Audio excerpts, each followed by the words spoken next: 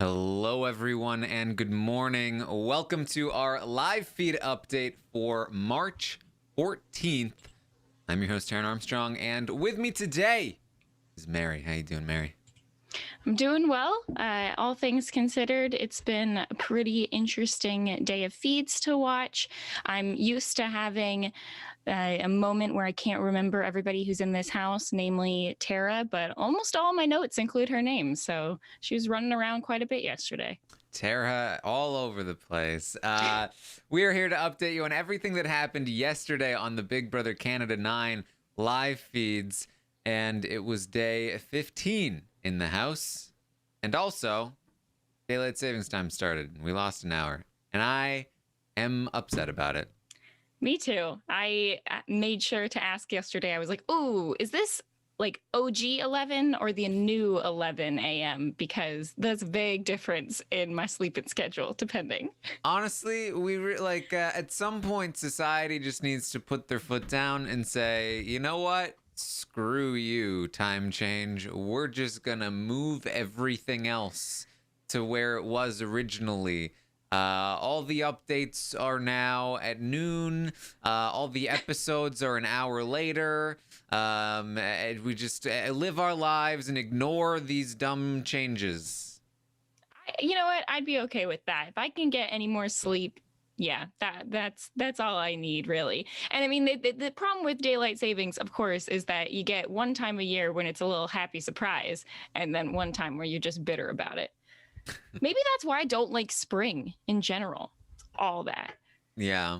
That we're not changing the update times, guys. Somebody's gonna think that. Somebody's gonna take that and think that I'm sadly changing. No. All right. Well, let's talk about what happened in the house yesterday. It was also a bit of a disappointing day, I think, overall, mostly just because they're delaying the inevitable. This really felt like the calm before the storm. Now, I say disappointing, but really that's just in contrast to the utter madness that's been going on in the feeds in many of the other days. But we had the veto competition yesterday, which meant that there was a lot of waiting around for the competition, and then after the competition, we had a result, but we do not get to see the fruits of that labor quite yet. So this is going to be kind of a setup day. Yeah, not a whole lot of payoff yet. There were a lot of moments in the morning where people were saying, okay, after the veto, we'll have a conversation, we'll discuss what's going to happen. And then we didn't even get those conversations yet. So hopefully we get them soon, particularly on Victoria's end. She was almost non-existent from the feeds after the veto was actually won. So there was a lot of speculation by different parties on what she'd do in a couple small moments, but not as much confirmed last night yet. And I think there's just a little bit that's whether or not still up in the air on her end. Other people think it's still up in the air. Yeah. All right. So we're gonna sort of run through the day here, but like I said, like not too much. We had Jed and Toya were talking a bit about the night before, still the argument that happened, the fight. Toya did appreciate Kyle's apology. She was not, being fake to him in that moment. She liked that he actually did apologize as opposed to Ro, who just kind of got defensive. Yep, and a little bit here of throwing Tina and Tara under the bus for just standing around and not jumping in and saving Kiefer in the way that Latoya did. Although Latoya does say, Kiefer's been pretty down, and I wonder if part of it is embarrassment that I did step in, sort of as if I was saying that he couldn't handle himself. But she says she's just not the kind of person who could just stand there and let that happen. Yeah, always a tricky spot there to know exactly what to do. Tina and Tara do talk. Tara has been rubbed the wrong way by how things were handled in that fight. She did not appreciate it. She thinks that Ro and Kyle can be pretty shady sometimes. I don't know if we should trust them. Maybe we should stick to the other side. I don't know. Yeah, the issue here really is Ro and Kyle. There's like Tina and Tara seem to both really like Victoria and even be okay with Brayden and Austin, but it's the Kyle and Ro situation that's making it hard for them to really want to solidify something with that other side. Yeah, well, I feel like I feel like on the flip side, it's Kyle and Ro that are pulling Tina and Tara in. You know what I mean? I feel like the reason there's so much focus on Kyle and Ro is because Kyle and Ro are the people that are like, "Hey, come work with us." They're the people that are enticing Tina and Tara over to the other side, and so they're like, "Can we trust Kyle and Ro?" Like Vic will occasionally talk to Tina and Tara. Austin and Brayden will occasionally talk to Tina and Tara, but like without Kyle and Ro pulling them over, I think there wouldn't even be any question. They'd just be firmly with the Sunsetters. Well, yes, but also there's the issue where the Sunsetters are really, for some real reasons and some exaggeration, they're the ones who are saying that Kyle and Ro in particular are the ones that are being mean to Tara and talking about her behind her back and throwing people's names out there. So even though they're the ones who are trying to pull them in, they're also the cause of any kind of mistrust. Exactly. In that group. I think that Tina and Tara here are placed well in the middle, but their main goal is not so much like picking a side, it's trying to remain in the middle long enough to have the people left be the side they actually want to work with, and then have a plausible excuse to sort of work with those people and vote certain ways, because which can be tricky because sometimes you're not going to be able to get everything you want in Big Brother. Sometimes you're going to have to work with some people that maybe you don't want to, but hey, if they can build their perfect scenario out of it. Also in my notes here today, I think I have written down no less than like 20 times somebody saying best case scenario. So everybody just wants their own best case scenario. Well, of course. Best case scenario, no more time change. Yeah. Boom. Yeah. Easy. Just fixed it. Yes. Yeah. That easy. All right. So Tina and Tara, I mean, there's a lot of talk with Tina and Tara about which side do they choose throughout the day. They really do feel like they're going back and forth. They're not sure which side they want to land on. Tina talks a lot about how, like, she came into this game, she really wanted to just like pick a side and stick with the side. But she's having trouble because she doesn't know which side to land on. And so there's a lot of talk between Tina and Tara throughout the day about that. They're going to pick players for the veto. And along with Toya and Kiefer, Austin, Ty, and Jed will be competing. And this was a wonderful draw for TV, for good TV, for Who Wants Good TV, because if Ty or Jed win this veto, that means that they will want to use it on Toya, but Vic will probably threaten to put up Beth in her place at this point, and that will cause some interesting television. So there's a lot to look forward to here with this veto draw. It was good. Yeah, a lot of talk of how this was the best case scenario for the Sunsetters because they have 4 out of 5 people in this veto. So good for them. I do think that this is could be an interesting scenario.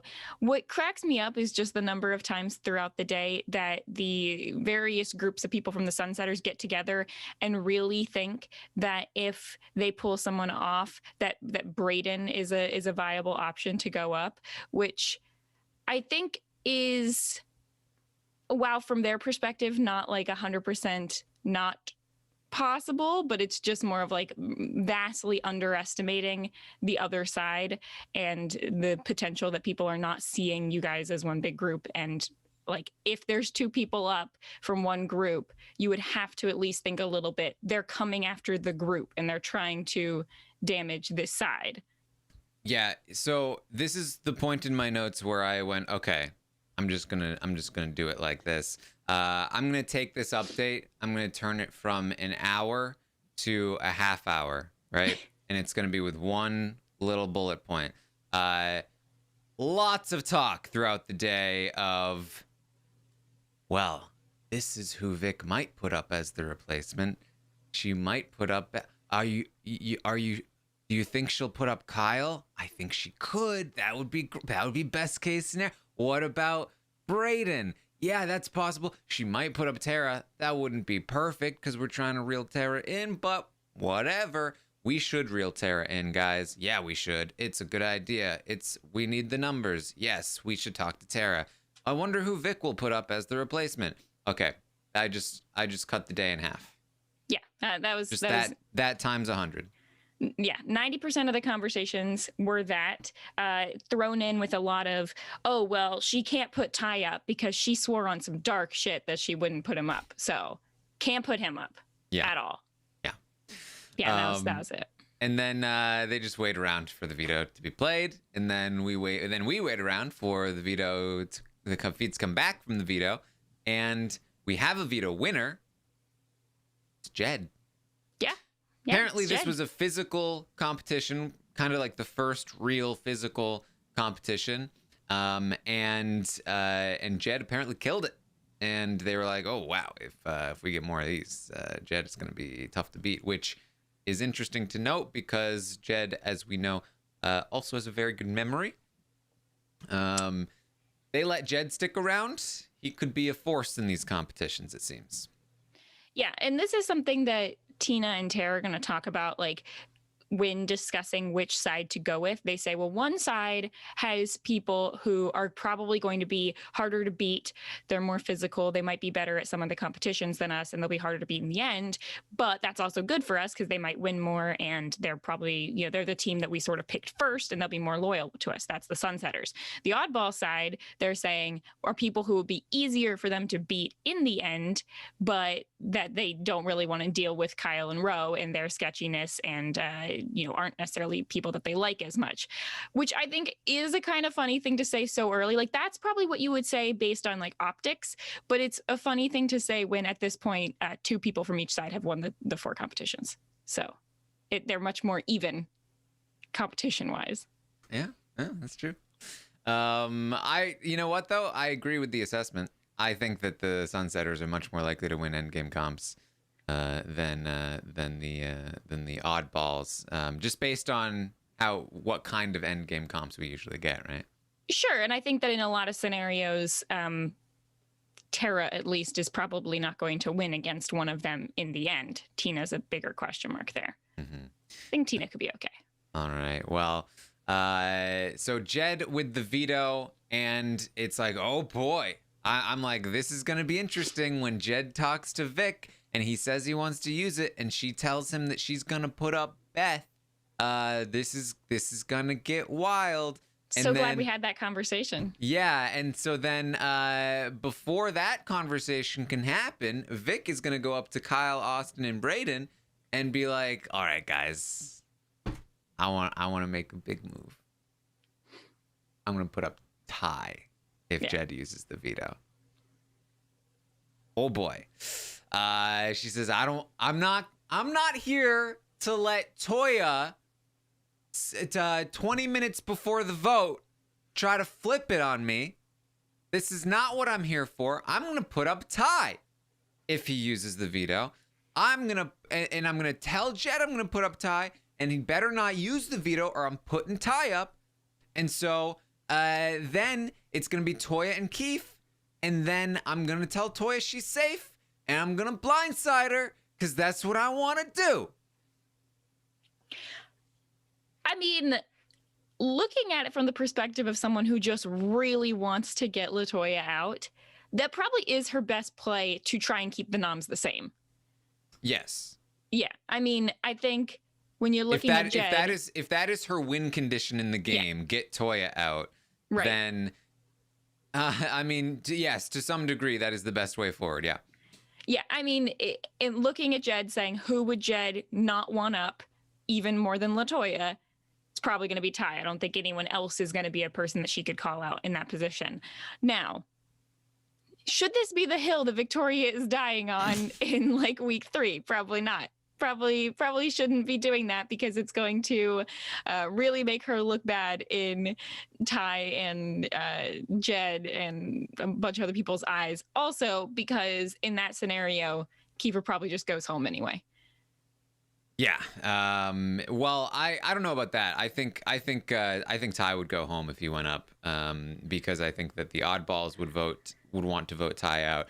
I think that Tina and Tara would want to vote Ty out. Tina and Tara, you're right. They'd rather have Kiefer stay. So I don't know. It's not super great way of going about it, but I do look, I'm always going to be on Victoria's side just for, it's like a fun way to play the game of saying, I'm going to go in and I'm just going to kind of tell other people, like when she was trying really hard to get Austin to put Latoya up, she's doing a fun job of just saying, here's my agenda, even if it's not best for me, like long term. This is what I want in the short term, and I'm going to play a very sort of short-term game constantly. And it's very entertaining and fun. It's like Toya came for Julie, and Victoria went up to Toya and she said, "Look, I have a very specific set of skills. You do not want to mess with my Julie." And Toya was like, "Nah, Julie's gotta go."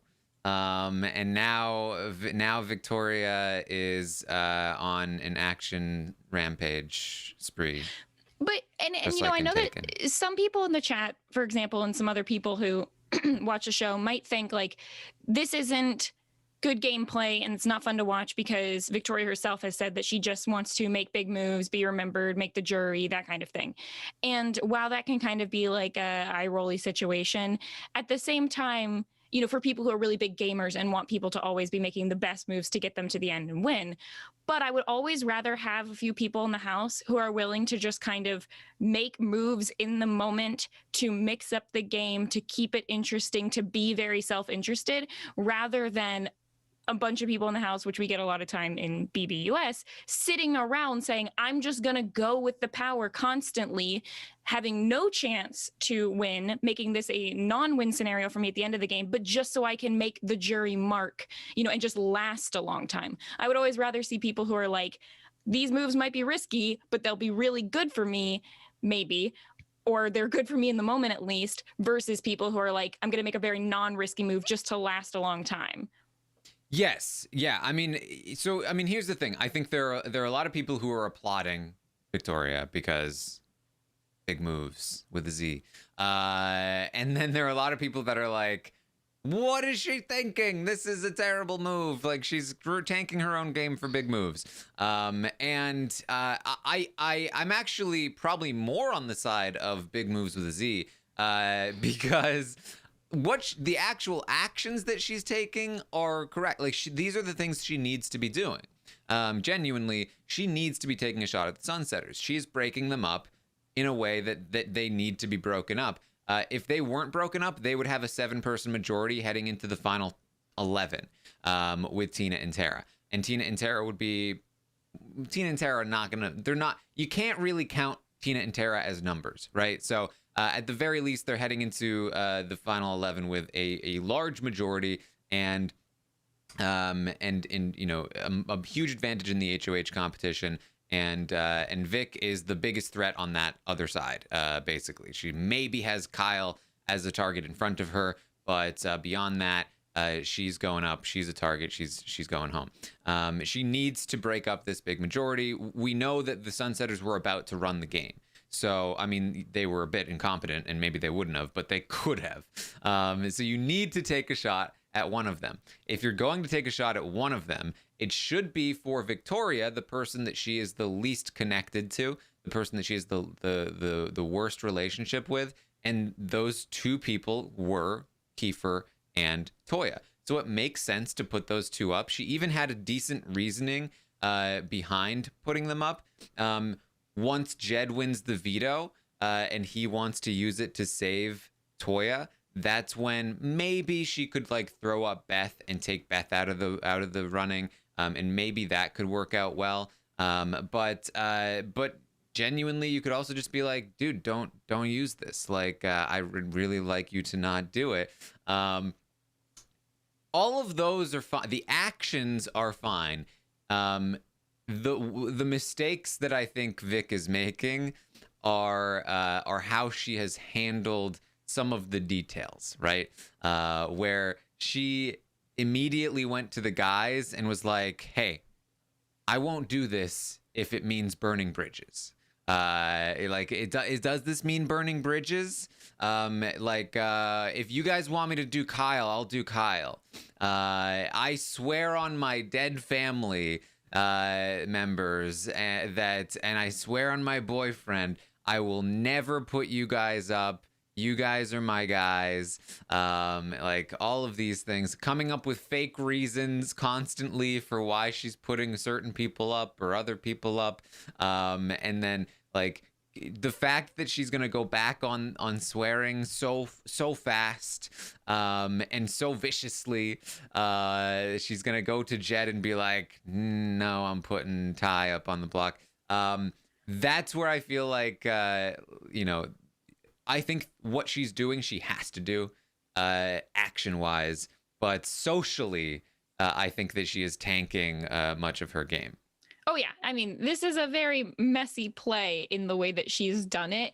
And this house, not just Victoria, but this house in general, has an issue with making way too many promises, right away for no reason, before someone even gets power, promising things, once they win competitions, promising things instantly without conferring with other people. It's much better in Big Brother to say, "Look, I'm sorry. I know that this hurts, but I'm putting these people up, and that's just kind of how it is." More so than, "I'm putting these people up, but I promise this person's not the target, and I promise this person is, and I promise that if no one comes down, or if someone comes down, that I'm not going to put up this person, where I'm going to box myself in a corner." And yeah, you don't want that. And this is why a lot of the speculation is trying to figure out who she would put up, and they're ruling out certain people based on promises that Victoria has made that she shouldn't have been making because she has no intention to keep anyway.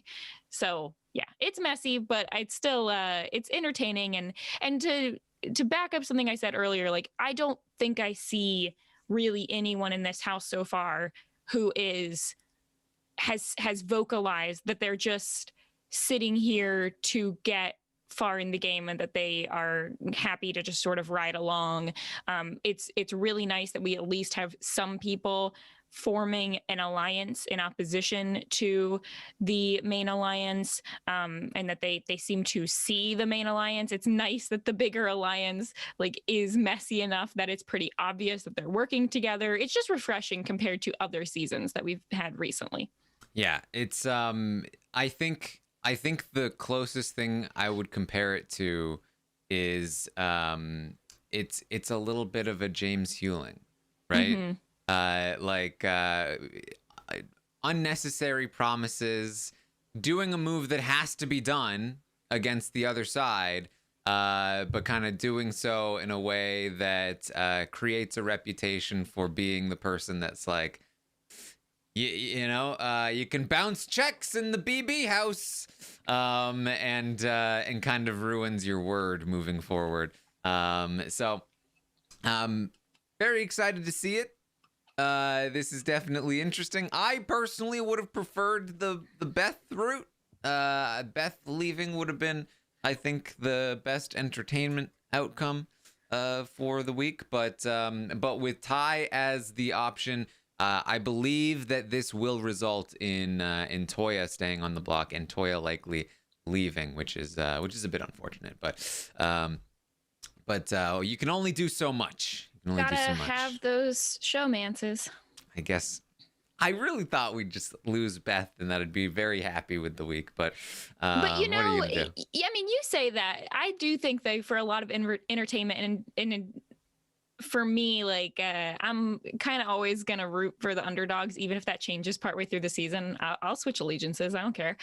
And so for me right now, I think that Latoya leaving, she is a very vocal center point to the Sunsetters Alliance, and she's got lots of bonds there, that if I'm looking at sort of my dream scenario of who I want to work together, and that's some combination of Brayden, Victoria, Tina, and I don't know, pick another person working together. I think that you need some of these bigger vocal people on each side to leave so that you can have a reason for this new alliance to form. And this is just all made up on my part. It's just like what I want to see happen.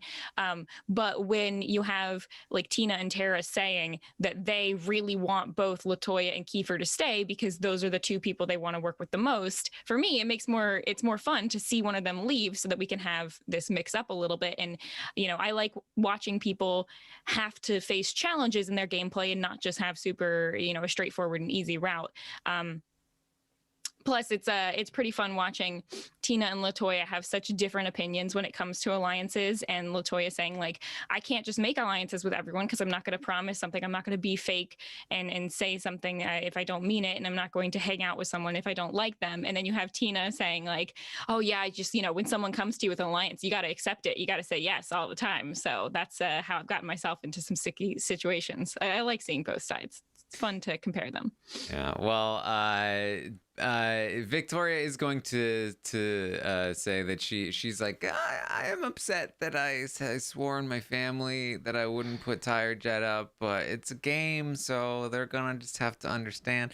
You didn't have to do that, Vic. Like, I feel like, a lot of people like point to Dane, like the Dane situation.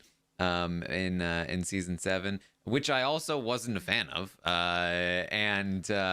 that situation was also a little bit different in that like he genuinely meant it when he said it, and then game wise had to turn it around, whereas like Vic clearly like had no intention of ever following through. So like why would you do it? She wonders, she says, should I go tell Ty now? And Brayden's like, No. You should wait. It would be awkward if you did it now. Well, there goes our night. Yep.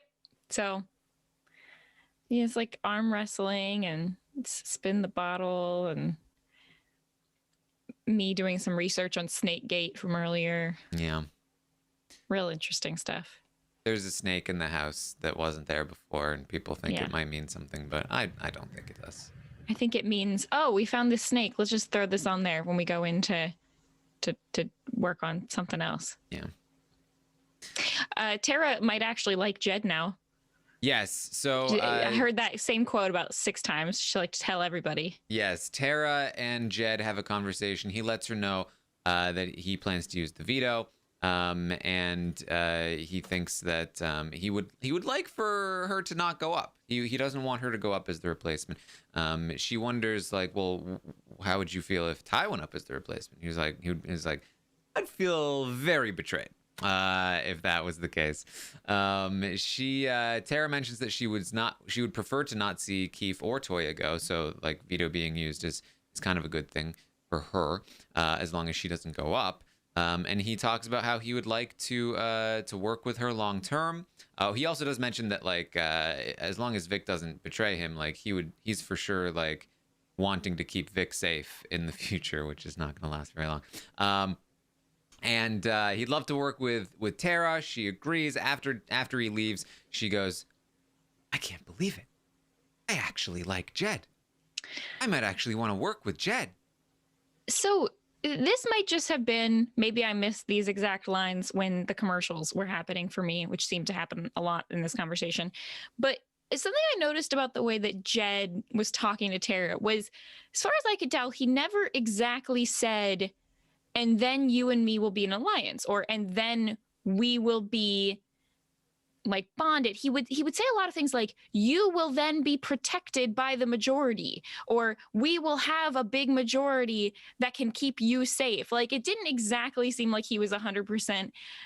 It's just phrasing. Like I'm sure that he still meant it to be like, oh, well, we will all be in this big alliance, but it didn't feel like he was ever saying like something more concrete that's a him and Tara situation, or him and Tara plus other people. It just seemed more like we are going to have such a great big strong side that we can keep you safe, you on the outside. And that's always something that people say in the Big Brother house, and I'm kind of confused about like why they don't realize that there's like if if I was being told that, I would be much more suspicious about like, so I'm just protected. I'm still on the outside. I'm not quite in yet. But from his perspective, he doesn't need to pull her in all the way, then that's his game. The goal is to pull her in all the way, but I think at the same time, like you can't treat somebody like they're dumb, right? Like she knows there's already a side. So if he was like, well, you and I personally could maybe build something or work, I feel like she knows that he has a group of people that he's a lot closer to already. And that she's trying to fulfill an outside spot in that place. Yeah, and I'm not saying that he should be like, I'm gonna throw all my other obvious allies under the bus, and it's you and me. Look at us together. Although there is a little bit of that cliche, like nobody would think that we are working together thing happening. It's more just like I'm always gonna be a little bit more cautious of that because I think at some point, if they want to pull her in all the way, that somebody needs to like vocalize that. Otherwise, she's still going to be, feeling like she's the last in the alliance forever. For sure. I mean, like you need to follow up these sort of conversations, I think, for sure. I will say in general, I feel like people have. I think Ty is the better player, but I think that people are underestimating Jed in terms of his social game. He's very good at just like connecting with people. I like his social game. It's more of some of his strategic choices that I'm questioning, like the fact that he's mentioned a couple times that they should tell Vic who the big alliance is so that she will be like more afraid. To be fair, that was Ty's idea. Okay, well, I heard Jed say it multiple times too. It was Ty's idea, and Jed was initially against it, actually. Yeah, I mean, whoever's idea that is not good. Like that's a dumb thing to say. But yeah, no, I like Jed and Ty both. They're clearly, I mean, you look at the number of people in the house. If you look at any kind of chart of who's connected to who or who's made promises or deals with who, they're really good at connecting with people. Even Vic saying that like she could make a big move to say that she was putting Ty up. It's more so because she wants Latoya out than the fact that she would want Ty out in that scenario. Mm-hmm. So they're playing well, and it's just fun to watch all of these conversations happening. And while the feeds were a little bit on the more boring side last night because of that, because of people just sort of talking and hanging out.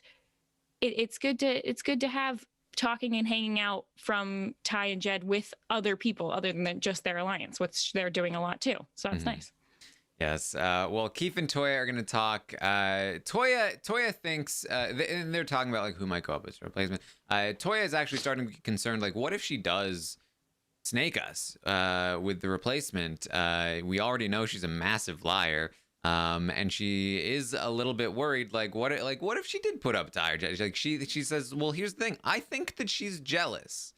I think that she's jealous of how close I am with the boys. I think that's the reason she's coming for me. She ideally would like to take me out so that she can replace me with the boys. And so if they make it clear that they're going to choose her over me, this is essentially what we're saying. Then like, what if like that could mean that she would want to put one of the guys up as the replacement to either ensure that I go or to get rid of one of them because they're choosing me over her. And so that's kind of Toya's theory. Yeah.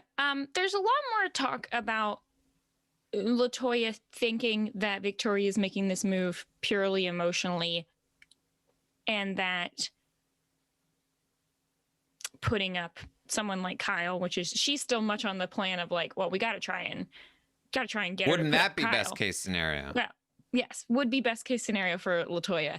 I think that's a pretty unrealistic scenario, but I do find it funny that she's like literally said I do think that like Victoria probably does have some emotion attached to putting Latoya up, which is not a bad thing. I think there's some strategy I think as well.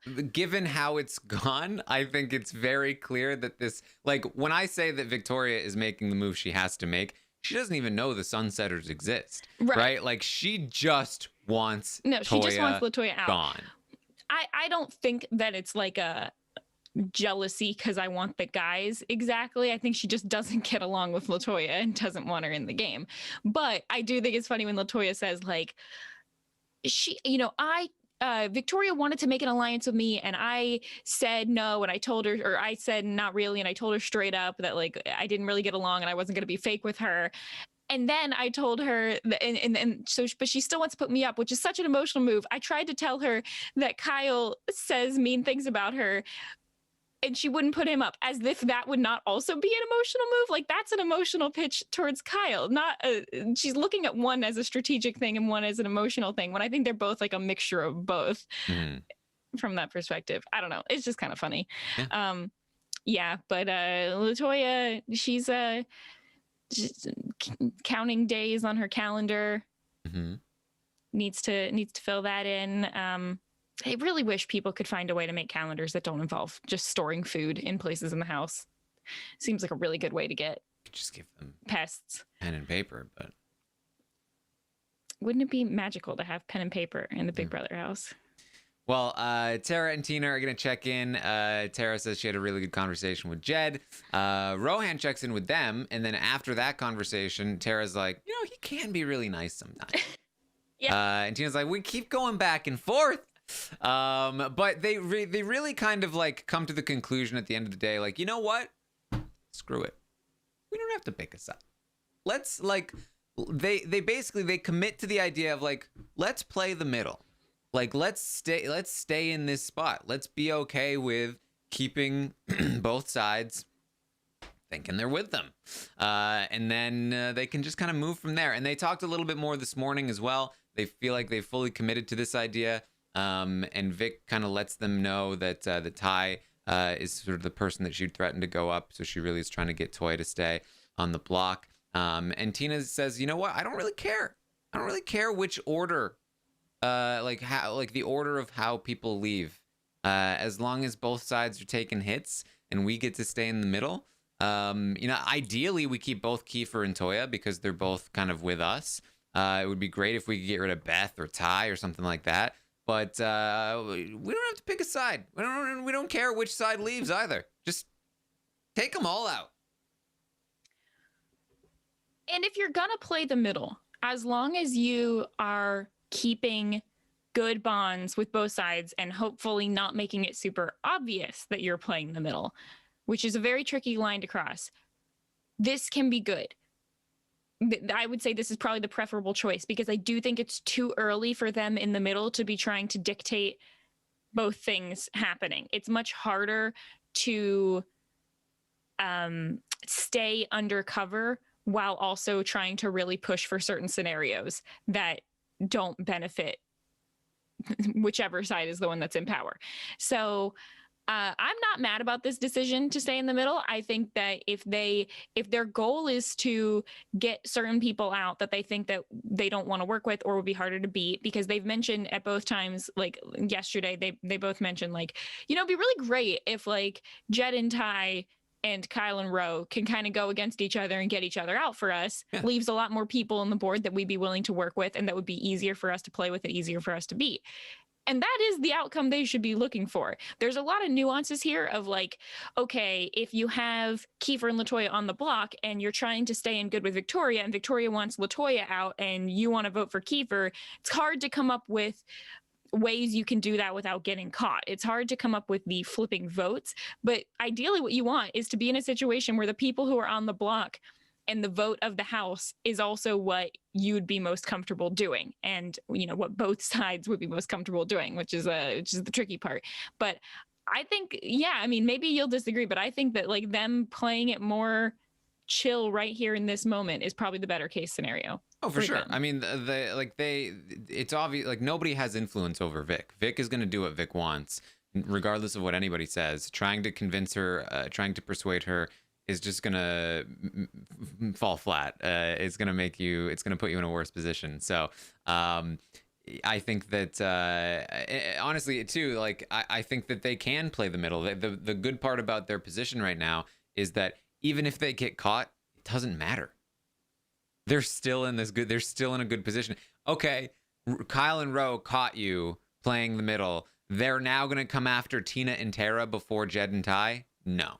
No. They're the perfect types of people to play the middle. Exactly. And the Sunsetters already know that Tina and Tara are playing the other side, so they can't get caught in that regard. And the Sunsetters have no choice but to use them as numbers. So for the time being, they're easily in the best spot in the game in terms of safety. Now, the flip side to this is that they have a little bit less control over their end game scenario. But given how these two sides are laid out, they should be set up for an easy ride because the strongest players should get picked off first, and then they'll be left in the end with a group of quote unquote weaker players that they have good connections with and could maybe move from there. So it's definitely an interesting spot, and we'll have to wait and see where that goes. But that was just about the day, unless there's anything else you wanted to bring up, Mary.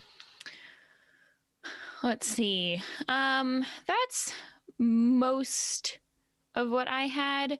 Yeah, I think, I keep saying this and everybody has kept saying this, but it's a fun season. It's a fun season to watch so far. I think that the first couple votes were almost necessary to get us in this scenario where you have people who are all kind of playing very actively and you don't have as many quote unquote like goats on the board who just easy votes where everyone wants them out.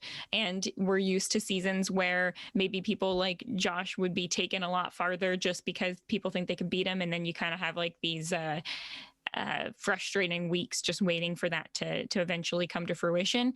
So it's nice to kind of get these moving along. It's really fun to see a group of people who are all playing hard and all kind of messy, because that's just more fun than like having, you really root for like the best players of all time who come in, manipulate the entire game and come out on top. But those seasons as a whole are not necessarily as interesting to watch. So I'm always going to probably rather as a viewer root for a fun season than a amazing winner. All right. Well, that seems like the kind of season we have here today, or this season at least. So that's what we have for you today. I will be back, of course, tomorrow morning at 11 a.m. Eastern to update you on everything that happens today on the Big Brother Canada 9 live feeds. I'm expecting some major drama when it is revealed that Ty would be the replacement. I'm expecting a bit of a blow up to happen. So you can watch out for that. And I'll update you on what happens tomorrow morning, assuming the feeds stay up for it. And tomorrow night, we will be live to recap the episode. Tuesday night, we will have our next roundtable for the second roundtable of the season. And we'll update the stock watch, rate the players, and see how everyone did this week with their purchases. And you can, of course, also find me on Twitch, twitch.tv/Taran Armstrong. I'll be playing some Among Us later tonight at around 5 p.m. Eastern with Puya and the crew, playing with a whole host of mods and roles. It's going to be very fun. I'll be there. Be a good time. There you go. Mary will be there. And that's what we got. Mary, what do you got going on? Yeah, same kind of stuff for the most part, watching the live feeds, tweeting at Frail Mary and playing Among Us on Twitch at Frail Mary, doing my Riverdale thing on KowSkiCast. So just kind of same old for me, but it's a good time right now. Lots of fun internet stuff happening. Yeah.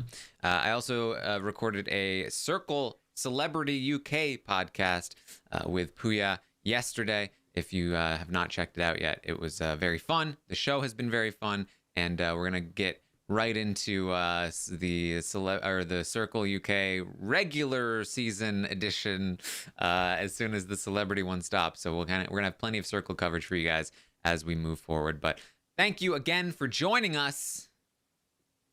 See you next time.